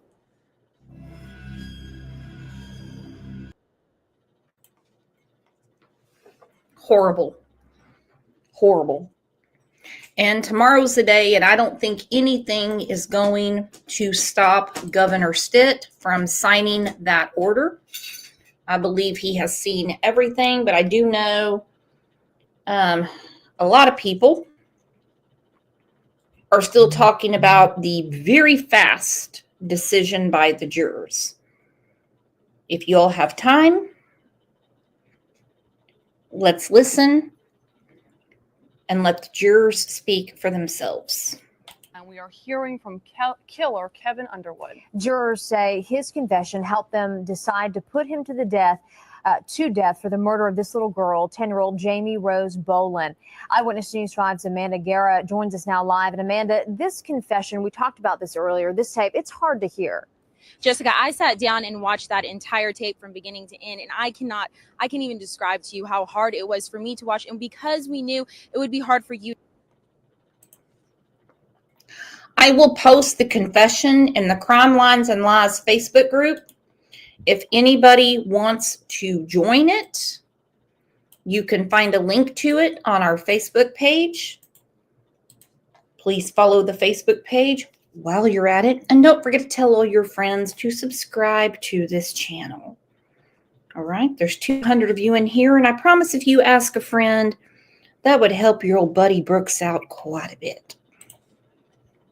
You to hear, especially parents. We've gone ahead and edited out most of that 90-minute conversation, but we want to go ahead and give you a look at the tape and what was on it that led jurors to convict Kevin Underwood to death.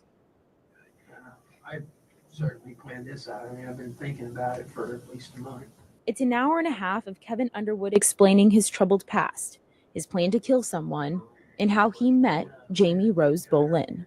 She was had thin red hair, glasses. She was a little chubby. And where did she live? Upstairs and across, He goes on to talk about the day he killed Jamie and how they sat outside together. As he says, they were just chatting. Anyway, she came downstairs and was still, she's like, oh, there's nothing, when it's this hot, nothing good like a good, glass of ice milk. And After a while, Kevin explains how he asked Jamie up to his apartment. Then, in detail, he explains how he killed her. yeah, I hit her. It's all kind of a blur once it started happening. But I hit her, I think 3 times, maybe 4. But It's this confession tape jurors say pushed them over the edge. Well, like I said, I came into it with an open mind, but, when I heard the evidence, I was pretty well made up when I went to the jury room. But The details of what Kevin Underwood did to Jamie were too much. And so to make sure he could never do it again, they sentenced him to death. I don't want to be any chance of him ever getting out of prison again. And as long as he's alive, there's a chance. But if he's not alive, there's no chance he's ever going to get out. And when Danny Dane said what? He called her chubby? Yeah. If you listen to the confession, chubby, yummy. If you were a juror, don't you think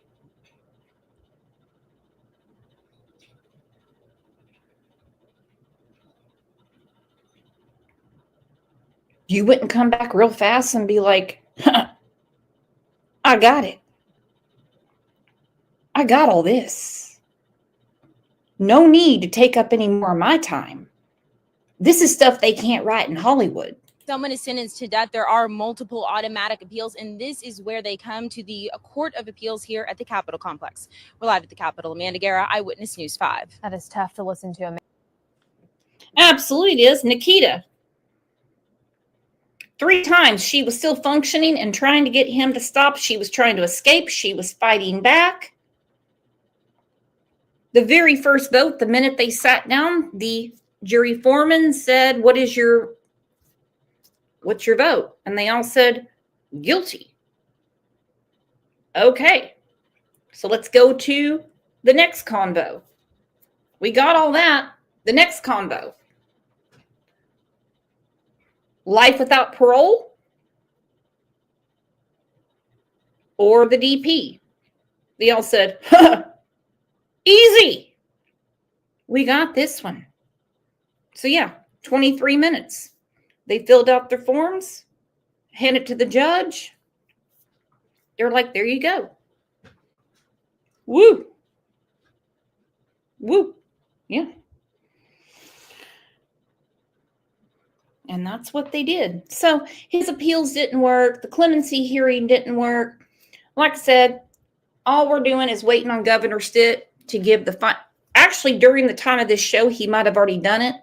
It seems to me with the other executions in the state, he kind of waits to the 11th hour to sign it and say, oh, there we go, fax it over to McAllister. So I don't know. It could have already happened while we were doing this show, but tomorrow the devil gets a new worker. Because that's when this guy is sent straight to HE double hockey sticks.